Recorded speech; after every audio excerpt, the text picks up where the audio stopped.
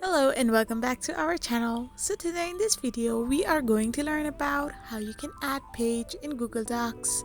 So without wasting much of our time, let's get straight into the video.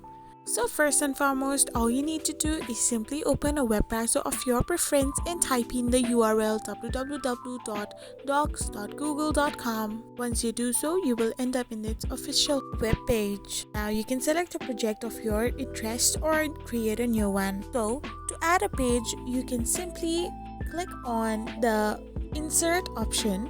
So once you click on insert, you can find the break option. Once you tap it, you can find the page break option. So simply tap it and you can create or add a new page in your Google Docs.